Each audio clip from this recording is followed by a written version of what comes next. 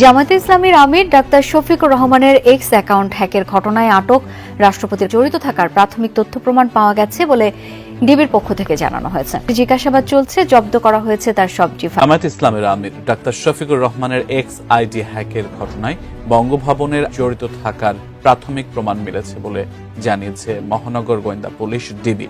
বঙ্গভবনের একটি mail address use করা হয়েছে, যেহেতু তার সংশ্লিষ্টতা তারা পেয়েছেন, পুলিশের পক্ষ থেকে ডিএমপির পক্ষ থেকে তার এই কথাটা বলেছেন, এই জন্য আজকে আমরা নিয়মিত মামলা রুজু করছি। এবার বাংলাদেশ জামায়াতে ইসলামীর আমির ডক্টর শফিকুর রহমানের এক্স অ্যাকাউন্ট হ্যাকের ঘটনায় উঠে এসেছে এক বিস্ফোরক তথ্য। বঙ্গভবনের ইমেল ব্যবহার করে হ্যাক করা হয় খোদ জামায়াত আমিরের আইডি। এই ঘটনায় ইতোমধ্যে তাকে আটকও করা হয়েছে। দেশ জুড়ে তোলপাড় সৃষ্টি করা ঘটনা ঘটেছে জামায়াতের আমির ডক্টর শফিকুর রহমানের সাথে।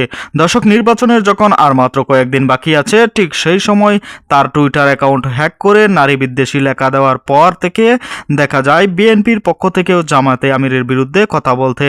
দর্শক, তাহলে কি বোঝা যায়? এটা কি বিভ্রান্তি, নাকি এর পেছনে আছে আরো বড় কোনো চাল? দর্শক, এ বিষয়ে বিস্তারিত দেখতে পারবেন একটি ভিডিওতে, তাই 1 সেকেন্ডও না টেনে পুরো ভিডিওটি দেখবেন। একটি লাইক করে সম্পূর্ণ ভিডিওটি দেখতে থাকুন। মিথ্যাচার এসে লন্ডভন্ড করে দিতে চাইল সবকিছু, তবে এত চেষ্টা করেও শেষ রক্ষা হলো না। নিজেদের করা ষড়যন্ত্র এবার যেন বুমেরাং হয়ে চলে আসলো নিজেদেরই দিকে। সব ষড়যন্ত্রের পর্দা উন্মোচন করে জামায়াতের সুদক্ষ আইটি টিম যে তথ্য সামনে আনলো তা দেখে রীতিমতো আঁতকে উঠছেন সকলেই। ফলে প্রশ্ন উঠছে, এটি কি নিছকই হ্যাক ছিল, নাকি দলটিকে দিয়ে গেল আরো বড় কোনো ঝড়ের পূর্বাভাস? কে আছে এই ষড়যন্ত্রের পেছনে? নির্বাচনী উত্তাপে যখন সরগরম রাজনীতির মাঠ, ঠিক তখনই সামাজিক যোগাযোগ মাধ্যমে নেমে আসে এক বিস্ফোরক ঝড়। সম্প্রতি জামায়াত ইসলামীর আমির ডাক্তার শফিকুর রহমানের এক্স হ্যান্ডেল বা সাবেক টুইটার অ্যাকাউন্ট থেকে প্রকাশিত একটি পোস্ট মুহূর্তেই পরিণত হয় দেশজুড়ে আলোচনার মূল কেন্দ্রে। ইংরেজিতে করা সেই পোস্টটির বাংলা অর্থ দাঁড়ায়, আধুনিকতার নামে নারীরা যখন ঘর থেকে বের হয়ে কাজে যায় তখন তা পতিতাবৃত্তিরই আরেক রূপ। একজন জাতীয় পর্যায়ের নেতার অ্যাকাউন্ট থেকে এমন স্পষ্ট নারী বিদ্বেষী মন্তব্য ছড়িয়ে পড়তেই চোখ কপালে উঠে যায় সমর্থকদেরও। এর পেছনে কোনো সুস্পষ্ট যুক্তি যেন প্রথমে খুঁজে পাচ্ছিলেন না কেউ। অন্যদিকে এই মন্তব্যকে কেন্দ্র করে দ্রুত উত্তাপ ছড়িয়ে পড়ে দেশের রাজনৈতিক অঙ্গনেও। এই সুযোগ এক মুহূর্তের জন্য হাতছাড়া না করে বিএনপি ও ছাত্রদল প্রতিবাদ করার নামে এসে জড়ো হয় রাজপথে। অল্প সময়ের মধ্যেই সারা দেশব্যাপী শুরু হয় নানা বিক্ষোভ কর্মসূচি ও প্রতিবাদ। তবে এত ভয়ানক সব অভিযোগ, চাপ ও আন্দোলনের পরও সেই প্রচেষ্টা কাঙ্ক্ষিত ফল বয়ে আনতে ব্যর্থ হয়। সেই সাথে আবারও প্রমাণিত হয়, সত্য কখনো চাপা থাকে না। যে বা যারা এত ভয়াবহ মিথ্যাচার ছড়িয়েছে তারাও হয়তো ভাবতে পারেনি ষড়যন্ত্রের জট খুলে যাবে এত সহজেই। ঘটনার একদিনের মধ্যেই জামায়াতের পক্ষ থেকে ডাকা হয় একটি জরুরি সংবাদ সম্মেলন। সেখানে রাজনৈতিক বক্তব্যের পরিবর্তে উপস্থাপন করা হয় পুরো ঘটনার প্রযুক্তিগত বিশ্লেষণ।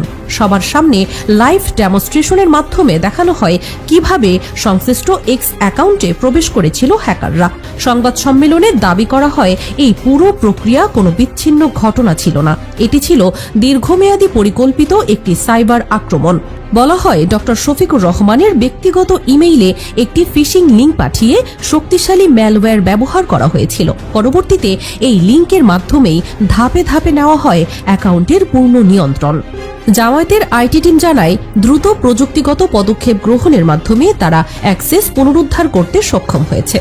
সংবাদ সম্মেলনে আরও বলা হয়, ফিশিং ইমেলটি পাঠানো হয়েছিল রাষ্ট্রপতির কার্যালয়ের একটি অফিসিয়াল ইমেইল ঠিকানা ব্যবহার করে। এ ঘটনায় বঙ্গভবনের এক অ্যাসিস্ট্যান্ট প্রোগ্রামারের নাম অভিযুক্ত হিসেবে প্রকাশ করা হয়। এছাড়া হামলায় ব্যবহৃত আইপি অ্যাড্রেস শনাক্ত করা হয়েছে বলেও জানানো হয় এই সংবাদ সম্মেলনে। আইটি বিশেষজ্ঞরা জানান, এই ধরনের সাইবার আক্রমণ কোনো পেশাদার হ্যাকার ছাড়া সম্ভব না। সব মিলিয়ে এই ঘটনা দেশের রাজনীতিতে প্রযুক্তিগত কৌশল ও ডিজিটাল নিরাপত্তার প্রশ্নটিকেই নিয়ে এসেছে জনসম্মুখে। ঘটনার সময়কাল বিশ্লেষণ করতেই সামনে আসে আরও গভীর ও জটিল এক প্রশ্ন। ভাইরাল হওয়া এই স্ক্রিনশট পর্যবেক্ষণ করলে দেখা যায়, বিতর্কিত পোস্টটি অনলাইনে ছিল মাত্র 1 মিনিটের মতো। অভিযোগ অনুযায়ী হ্যাকারদের মূল উদ্দেশ্য দীর্ঘ সময় ধরে পোস্টটি দৃশ্যমান রাখা ছিল না। বরং দ্রুত স্ক্রিনশট সংগ্রহ করাই ছিল তাদের লক্ষ্য। এরই ধারাবাহিকতায় স্ক্রিনশট নেওয়ার পরপরই পোস্টটি মুছে ফেলা হয় বা সংশ্লিষ্ট অ্যাকাউন্ট লক করে দেওয়ার মতো সিদ্ধান্ত নেওয়া হয়। হ্যাকাররা ধারণা করেছিল এত স্বল্প সময়ের মধ্যে পোস্টটি সরিয়ে দিলে ডিজিটাল ফুটপ্রিন্ট শনাক্ত করা সম্ভব হবে না। তবে প্রযুক্তি বিশেষজ্ঞরা জানান, ডিজিটাল ফরেনসিক ব্যবস্থায় এমন ক্ষণস্থায়ী কার্যকলাপও সহজেই ট্রেস করা যায়। এই তথ্য প্রকাশ পাওয়ার পর পুরো ঘটনাতেই যোগ হয় এক নতুন মাত্রা। একই সময় পোস্ট ভাইরাল হওয়া স্ক্রিনশট দ্রুত ছড়িয়ে পড়া এবং ছাত্রদলের তৎক্ষণাৎ কর্মসূচি ঘোষণাকে অনেকেই দেখছেন একটি সমন্বিত অপারেশনের অংশ হিসেবেই। রাজনৈতিক অঙ্গনে প্রশ্ন উঠেছে, এত অল্প সময়ের মধ্যে কিভাবে এত দ্রুত পুরো প্রক্রিয়াটি সংঘটিত হলো। বিশ্লেষকদের একাংশের মতে পুরো ঘটনাটি ছিল পুনর্নির্ধারিত একটি নাটকের মঞ্চায়ন মাত্র। তাদের ধারণা, মাঠের রাজনীতিতে প্রত্যাশিত সাফল্য না পাওয়ায় প্রতিপক্ষ এবার আশ্রয় নিয়েছে ডিজিটাল কৌশলের। এজন্যই বিশেষজ্ঞরা বলছেন, সময়ের এই নিখুঁত সমন্বয় কাকতালীয় হওয়ার সম্ভাবনা খুবই কম, বরং এটি ইঙ্গিত দিচ্ছে একটি নির্দিষ্ট দলের রাজনৈতিক লক্ষ্য বাস্তবায়নের দিকেই। এইসব তথ্য সামনে আসার পর থেকেই পুরো প্রক্রিয়ায় যোগ হয়েছে এক নতুন সন্দেহ। এই পুরো ঘটনায় জামায়াতের প্রযুক্তিগত সক্ষমতা প্রশংসিত হলেও মিডিয়া ব্যবস্থাপনায় তাদের সীমাবদ্ধতার দিকটিও স্পষ্ট হয়ে ওঠে। কেননা দলের পক্ষ থেকে হ্যাকিংয়ের এই বিষয়টি তাৎক্ষণিকভাবে উপস্থাপন করা হয়নি রাজনীতির কোনো বড় ইস্যু হিসেবে। প্রাথমিক পর্যায়ে সামাজিক যোগাযোগ মাধ্যমে সংক্ষিপ্ত ও অস্পষ্ট ব্যাখ্যায় সীমাবদ্ধ থাকাই ছিল তাদের প্রধান দুর্বলতা। এই সময়ের ব্যবধানেই প্রতিপক্ষের দিক থেকে জোরদার করা হয় আমিরের চরিত্র হননের প্রচারণা। এই সম্পর্কে সামাজিক মাধ্যমে দ্রুত ছড়িয়ে পড়ে এক নেতিবাচক বয়ান, যা জনমতকে এক পেশে ঠেলে দেয়। পরিস্থিতি নিয়ন্ত্রণে আনতে প্রায় 12 ঘণ্টা পর পূর্ণাঙ্গ প্রমাণসহ সংবাদ সম্মেলনে হাজির হওয়াকে অনেকেই এক ভুল পদক্ষেপ হিসেবে মূল্যায়ন করছেন। এই বিলম্বই মূলত প্রতিপক্ষের সামনে এনে দেয় বয়ান নির্মাণের এক পূর্ণ সুবিধা। এদিকে অভিযোগ উঠেছে, মূলধারার গণমাধ্যম ভুয়া পোস্ট প্রকাশের সময় যেভাবে প্রচার চালিয়েছিল, হ্যাকিংয়ের প্রমাণ সামনে আসার পর সেই আগ্রহ আর দেখা যায়নি, যার ফলে জনমনে নারী বিদ্বেষী তকমাটি গেঁথে যায় আরও গভীরভাবে। এদিকে জামায়াতের পক্ষ থেকে আসা পরবর্তী ব্যাখ্যা ও প্রযুক্তিগত প্রমাণ অনেকের কাছে পৌঁছায়নি বলেই মত বিশ্লেষকদের। তাদের মতে এই ঘটনা মূলত তুলে ধরেছে মিডিয়া রাজনীতির এক বাস্তব চিত্র। তারা বলছেন, রাজনীতিতে সত্যের শক্তি থাকলেও তাৎক্ষণিকভাবে বয়ান দর্শক, সম্পূর্ণ ভিডিওটি দেখলেন, অবশ্যই বুঝতে পেরেছেন ভিডিওটি গুরুত্বপূর্ণ ছিল। দর্শক, আপনারা জানেন বাংলাদেশ জামাতে ইসলামের আমিরের অ্যাকাউন্ট হ্যাক করে ষড়যন্ত্র করে তাকে ফাঁসাতে চেয়েছিল। দর্শক, তদন্তে জানা যায় বঙ্গভবন থেকে একজন ব্যক্তি এই কাজটি করেছে এবং এই নারী বিদ্বেষী লেখা লিখে নারীদেরকে উস্কানি দিয়েছে জামাতের আমিরের জনপ্রিয়তা কমানোর জন্য।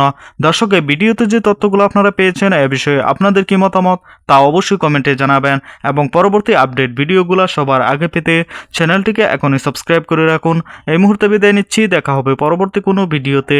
সে পর্যন্ত ভালো থাকুন, সুস্থ থাকুন। আসসালামু আলাইকুম।